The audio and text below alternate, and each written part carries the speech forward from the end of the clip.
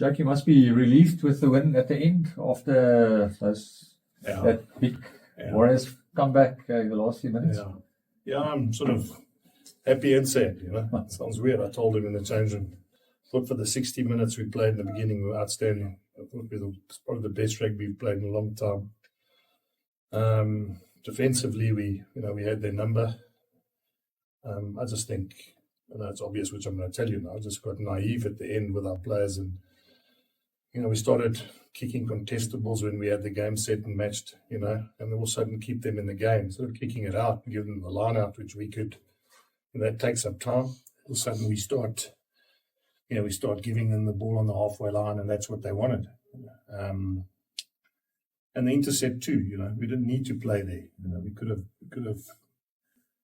I sort of hate myself for saying this to you, but we could have been conservative at the back end of the game, and it's one of those challenges you have because we're such a good attacking team, and if we had scored, say we had dummied there and scored, then people would go, Jesus, this incredible play. So I don't want to be hard on them. I just think it's a really good example of when we've got to have leadership on the field to call what we want to try and execute. I mean, I'll give you an obvious one. Right at the end, we nearly scrammed them for a penalty. Then we get the ball out.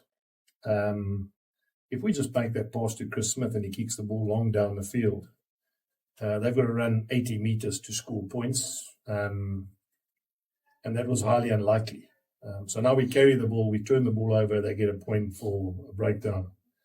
But now it's sound interesting because if he had kicked it and they'd counterattacked and they scored, I would have said, why didn't we carry the ball to the middle of the field, hold on to it and kick it out? So, but that's why I sort of challenged the leadership now to say, let's meet Monday and go through scenarios where if we're in the same situation in big games, so we have a theory and I suppose a game plan that everyone's on board. Yeah.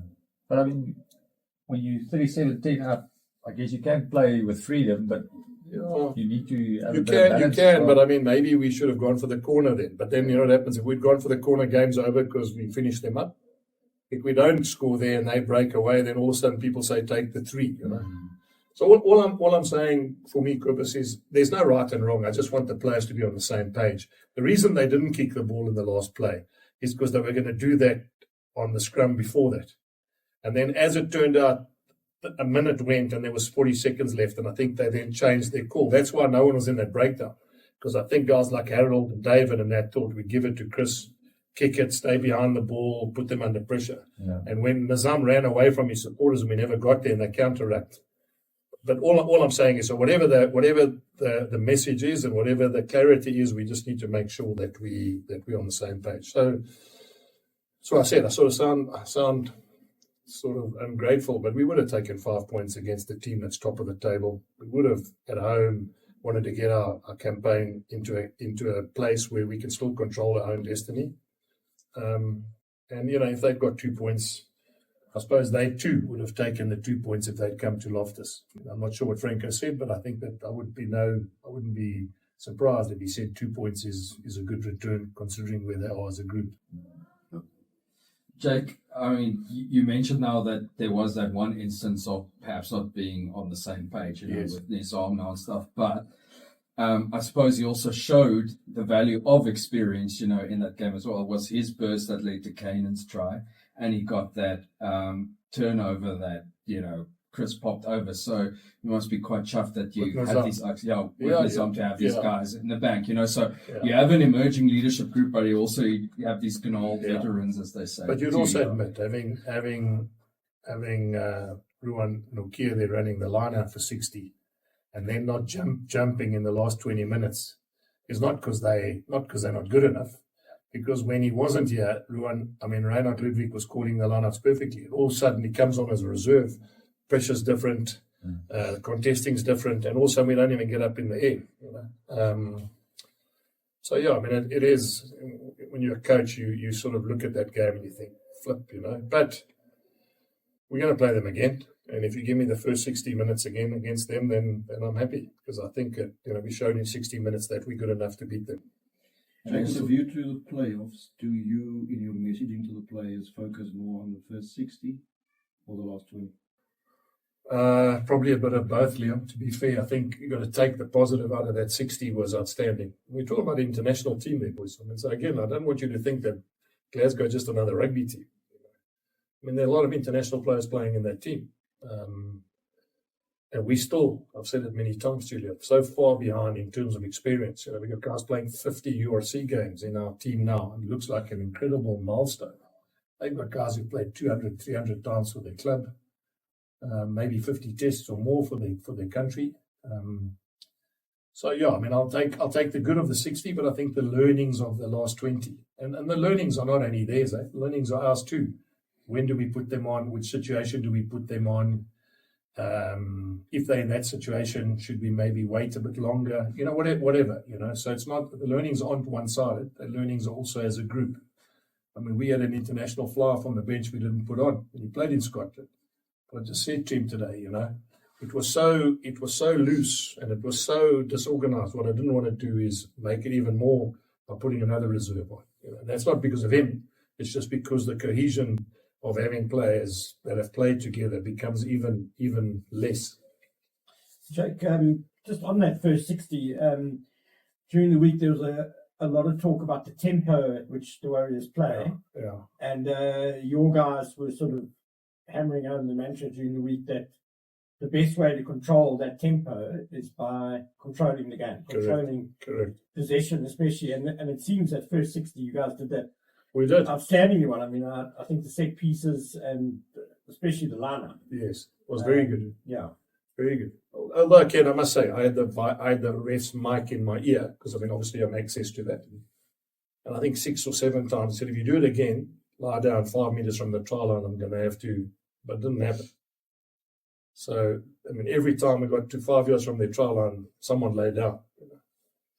And I think that people need to be aware of that. It's like anything. It's not something people don't know. Altitude, playing at 2:00 in the afternoon in a South African game, comes with challenges that teams have to adapt to. And so, him saying 5 times, 6 times, I got it, I'm going to tell them, and they continue doing it, is something that I suppose they're going to have to look at because, refs are, and he's a very good ref. I mean, I think he's reffing his 100th game next week in URC, so he's not an inexperienced guy, but that in itself just shows you how tough it is for referees to make those calls. I understand that. It's not like something that maybe, penalty early on, if the number 2 lies down for the 4th time in 3 minutes, then maybe that's it. Then you've got to go off and, or penalty, and you've got to go to the sideline and you've got to get sorted out by the medic. Maybe that would be the way that we would want it. But I have also been in games where we also under the pump and we need to slow it down a bit. So I'm also not naive thinking that it's only one-sided. Heinz had a follow-up and then... It's just actually a bit of a word perhaps on Chris Smith, Jake. I mean, he's hugely experienced. I mean, he probably knows the system given that he was part of your build-up, from the start, but just must be so valuable to still have him, actually in the system, particularly when you have your Angus and out still, and he, to all intents and purposes, he actually gave you guys the buffer to see it out. Well, I mean, he kicked that conversion from the touchline. Exactly. So, I mean, that's all of a sudden instead of 7-5 into 7-all. The penalty on his own half, he kicked it over. I think you're right, Hans. I mean, I think people they need to understand how important he is to us. And when you don't have Gosen, to have a guy who's been in your system for so long, and I think that's why I said it's so hard for Yaku. I mean, Yaku will get there. I've got to rate Yaku really highly. And he will but he needs time with a group and he needs time with the combinations. He just came late. Chris has settled in 3 seasons now with this group of players. And that's why you have confidence with this whole cohesion and time together in training. So the fact that he's got an added, I think he's got a 90 or something kicking, record, but is invaluable to us. And the fact that he's nearly, I think he's one of the next players to play 50 times for URC, which if you consider we've got a guy like Johan Goosen who's played 10 and Mornay, Steyn was here for a while. It's not a bad return on a guy that no one thought would get close to 50 games. Coach, I realized by 60 minutes there were 2 penalty incidents where you decided to go for the post when you had your foot on the opposition neck. Is that an instruction from you, or was it the guys calling that from the field? Was there a reason behind trying to get this 5 points? Yeah, it's a little bit of both. Because I said to them in the change room now, I don't ever challenge them if they say corner and they go, or if they go poles, because they've got to have a gut feeling for it. I think the logic there was we had already had 4 tries, we had a bonus point. All we had to do is keep the scoreboard ticking and make it difficult for them to come back and score 3 tries, which they did. And that for me just shows naivety of there's no use Chris going, okay, I'll go for poles, and you set the scene and then you don't execute what you've just tried to set. So it's a little bit of both. I mean, I'd like to believe that it's what I coach them in the time that we're together. And it's not just on the spur of the moment, go for poles. When I look at them and Chris says, right, we're going for poles, I go, okay, he's got it. He understands 3 becomes 6, and all of a sudden the gap becomes bigger and bigger, which means the captain, the kicker, everyone on the same page as me. I share a story with you. I was coaching in Japan. We played at Kubota. We played against Franz Ludiker's team. Franz Riekert thought we were going to maul and kick everything, and we ran from everywhere. And Gia Aplan scored, I think, 4 tries. By halftime, we were 40 points ahead. And then we defended, just after halftime, we defended for about 5 minutes, literally 5 minutes. And we got a turnover, and the scrum off ran, tapped the ball, and started running again. And we ended up winning the game 52-46 or something. And the message I gave them is, boys, what did you do? They said, no, but you told us we need to run at them and not play lineouts and not maul. And so sometimes you underestimate the message you give in the beginning of the game. Once you've won it, and it's 37-10, you don't need to do what you prepared before because you've done your job. Now you need to manage the last 20 in a completely different way to how you would have played the first 20. And just looking at the log, this was probably, according to the log, your toughest assignments left. Yeah. Do you more or less feel as if you've done enough now for that home playoff, and what becomes the mandate? No, we actually don't, because the 2 points that Glasgow got now makes it difficult. If they got nothing today, then it becomes, I wouldn't say easier, but then numerically there's an opportunity. They've got Zebra, and it's also, be fair, guys, they play Zebra twice. No one's fault. Zebra consistently they've won 1 game and drawn 1. Last year didn't win a game. So when you look at the log, if you have a situation where Edinburgh and Glasgow play Zebra twice, and I'm not knocking them, I don't want you to write tomorrow about it. It's just Zebra historically the last 3 years have struggled as a franchise. They play Zebra, which means that in effect is if they win, that's 10 points they get out of the Zebra game. And that's a massive amount. When you start the comp and 2 teams in that franchise or in that conference get 10 points stopped, means you've got to beat 2 of your local derbies by 5 points. And that, as you can see, our local derbies are tough games. So, you say mission accomplished. We got Sharks away.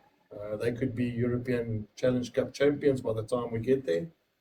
Benetton have had our number in the Rainbow Cup final a couple of years ago. A lot of those players play for Italy, then they've gone on and won some games in the Six Nations. So yeah, I don't for 1 minute think that we've done enough. We got to make sure that we are playing our best rugby by the time we get to the back end of the competition, and it is now. That's where we want to be. Take the last few seasons, you frequently reminded us about the lack of what do you call it? In your squad, you got a young squad, you got young players, and we saw the last few weeks quite a few important re-signings and signings. Yes. You must be happy now. This is a general question. Yes. You must be happy now. You can plan now for the next 3 years exactly. Yeah. And by 2027, you should have been. I mean, you top 4 now. So where will you be? Yeah, we want to be consistently one of the best teams in this competition every year. And you're right, Chris. I mean, I'm very happy. A lot of these guys have signed till 2027. A lot of these guys, I said in the press conference during the week, we're very sure to ask the CEO, what is the club going to look like in 27? What are the coaches going to look like? Who's going to be running the club, etc. And so there's a massive amount of confidence when the club says that I'm going to be committed to the club for X amount of time. I think you'll also understand, you've sat in this room before, selfishly I can go, geez, I'm happy. I've got a contract till 27, 95% of this group are here till 97. But I think you would also agree that what the Bulls, the board, the CEO, the president want is they don't want in 2027 to have the crackerjack team, and then in 2028 we start from zero again. And you saw what happened: 2-7, 2-8, 2-9. Victor, Bakkies, Farid Dupriya, in that glory team that they had that won everything. And it took them 10 years to win another competition. So it's exciting time at the Bulls. It's exciting to see that guys want to stay in South Africa. It's exciting that they want to be part of the Bulls. So you're right. I'm very happy with that. But it's not going to just happen because they stay here. I mean, it's now my job is to make sure we get them better, make sure we add to whatever we need to in our group. But it is a nice place to be. It's a nice place to be as a union where the board, president, the CEO, and everyone, even the players, are under this and understanding that exactly that. Where do we want to be in 27? And if it means we want to be the best, well, then we mustn't be embarrassed about saying we got to work hard and become the best. On that score, if you grow tired of tracksuit, is there a position that you see yourself in? I probably won't get tired of tracksuit, to be fair, Liam. I mean, I know people, I'm the director here, but I'm still hands-on coaching. I'm still on the field every day. I still have input into every part of the game. I think that the difference is I also oversee the juniors, and I also oversee the recruitment of the kids that we want to get into our club. But I don't think I'll get tired of getting on the rugby field, and especially because I've walked a little bit of a road with these guys. I was, funny enough, before the game, I asked Krobis and Ruan Nokia, how old were you when I got here? And one was 21 and one was 22. One wasn't even married and he's now married. By the time I leave, he'll probably have a baba. So that's also part of the journey of where we want to try and get to as a club. And it's a little bit of deja vu for when I joined the box. When I joined the box, John Smith became a really young national captain. And the team grew. Skalkberger was the best player in the world as a 21-year-old. Farid Dupriya was in his first test as a youngster, or second test. I didn't pick him. Rudolph did at the World Cup, but he would have been first test there. There are guys like John Smith, guys like Pedri Vandenberg, guys like Francois Steyn. Those guys became big household names in South Africa. So I'm going to answer by saying I don't think I'm going to get too bored on wearing a tracksuit, because I know the lengths that this group of players can get to, and I would really like to be part of it for as long as I can. So just one question for me. Just has Kristen done the course that you said he's available? He's available for next week. Passed his course, got a letter from World Rugby, whatever the recommendations were, whatever he had to do, got the go ahead that he'll be available next week. So that's quite nice. At least we get him back for next Saturday as well. Jake, the forwards as a whole were obviously outstanding, but maybe just a word on that loose trio of Marco, Elrich, and Cameron. Is that sort of your first choice loose trio now, because they really seem to be as a combo, Ken? Yeah. I mean, but let's not forget I've still got Marcel coming back, and I mean he's a Springbok. I've got Johannes Kirsten, who's a winner of the European Cup, coming back, and I'm talking about available, soon. I think one thing I'm sort of happy about is that whatever combination we put on, we generally have got quite a good return. Some would argue when Cameron played 6, did we get the same outcome? Or maybe it wasn't Cameron that wasn't playing well at 6. Maybe it was the 7 and 8 that never complemented the role he had to do as 6. Josh van der Flier, he reminds me a lot of Cameron, or Cameron reminds me a lot of Josh van der Flier. And we know what impact Josh van der Flier has made as a 6 flanker for Ireland and for Leinster. But, it's not a one-off. It's not like, is he good at 6? And you've got to make sure you have the right 8 and the right 7 that plays with him as well. So I was quite excited about that loose forward combination. There's a lot of everything in that combination. There's physicality, there's height in the line out, there's pace, there's hardness at the breakdown, and so that combination works. I mean, when I say works, it worked for this weekend. Whether it's going to be a combination that has to run out every single Saturday, I'm not so sure. But I was actually very happy. And considering Cameron turned 22 yesterday, and I think Ulrich's 23, so it means that if we can keep them for 3-4 more seasons, and all of a sudden, Ulrich's got 100 games and Cameron's got 50 games, then the picture changes as well. Jake, we talked about the altitude the other day, and the Warriors seemed to get a second win towards the end of the game, which was unexpected a bit. What do you think? No, that's just because we were poor. I mean, we gave them. It's like anything. You can be tired as you are, and if you all of a sudden got a chance to score and win, then all of a sudden you find second wind. Some people run the comrades. You're walking, and all of a sudden the cut-off time comes, and you start jogging again. So it was part of. As I said to you, there's no doubt altitude plays a chance. I mean, 5 times their hooker lay down 2 meters from the try line. That's because of altitude. So I mean, it was part of it was what we did. We gave them the ball and we let them go another leg, which happens in sport. But it is definitely an advantage. There's no doubt in my mind. If you play at 2 o'clock at altitude, it's going to catch you. We just probably never used it as best we could. When we had them by the throat, we should have finished them off. And in some ways that's naivety, some ways that's inexperience, some ways that's an experience of Glasgow understanding that, because they're international players. I mean, you could see when they started playing, they're not a bad team and they can play. So it was a little bit of everything. But as I said to you yesterday, I mean, altitude is a factor. Sporting teams go to the Alps to train before Olympic Games for a reason. And your defence stepped up a bit today before the last bit. It was much better, I think. It was impressive. Yeah, well, I mean, we conceded 4 tries, and if you consider one was a silly read in the front of the line-out. And I say silly read because we practiced that, and Emmy probably got spooked a bit and left early instead of staying where he should have. And the second one was an intercept try. Yes, there were others, but I mean, those 2 you can control. So defensively, there were sets that we were really strong. I thought there were times where they never looked like they were going to get through us, which is always also, it's a nice thing to sit as a coach and get the feeling that they're not going to either outwork us and they're not physically going to go through us. So it was an area that after 55 minutes, we really felt comfortable that we had stopped them from getting, because you said it as well, they're a good attacking team, and they're really a good attacking team. Nathan? Thank you very much, Runga. Please ask 2 questions for me. Yeah, no problem. Go ahead. Thank you. Jake, firstly, congratulations for winning. Jake, unfortunately, we missed a large portion of the press, but I'm assuming all relevant questions have been asked already.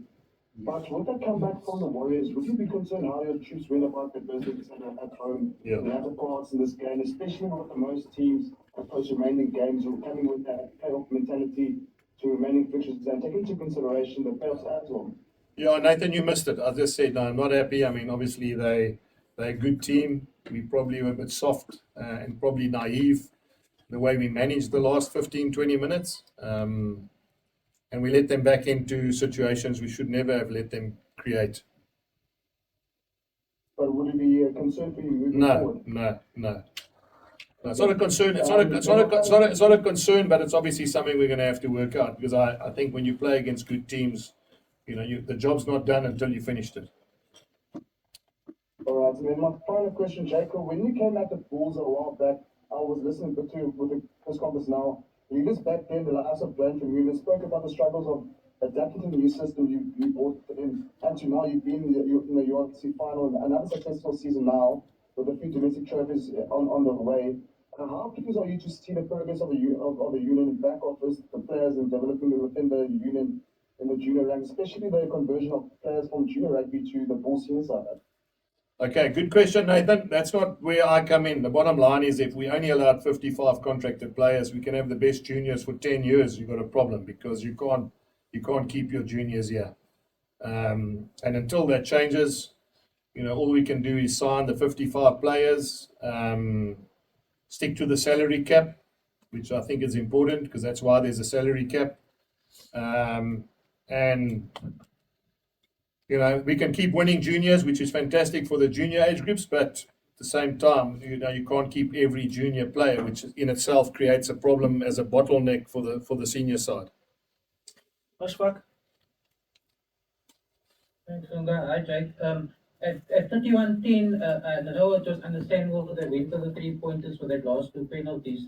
But Chris, do you think maybe that the guys could have gone for more lineups and more tries? Because I see now that the points difference is actually only 4 in terms of points difference between the Bulls and Warriors, 177 to 173. Yeah. In fact, I don't know the answer to that question because if we had gone to the line out, thrown it in skew, they got a scrum and ran the whole length of the field and scored, then probably you would have said, why didn't you take the 3? So, I mean, that's the risk you take when you're a coach, Afterwards, it looks like you should have gone for the corner, but if we threw it in skew and they ran the whole length of the field as Toulouse did to Northampton a couple of weeks ago or last week, then people would have been saying to me, why didn't you had the bonus point, you had won the game, why didn't you go for poles? Okay, cool. Just one more. Stephen Hans, I haven't heard anything about his situation. Yeah. Where is he at now? I mean, he's been out for a while. Yeah, he's had an injury. He's hurt his knees he'll be out until the Currie Cup. I suppose he had an operation on his knee probably about a month ago, maybe just over a month ago. Probably should have told you guys, but didn't really want to give you my team before we played the Stormers.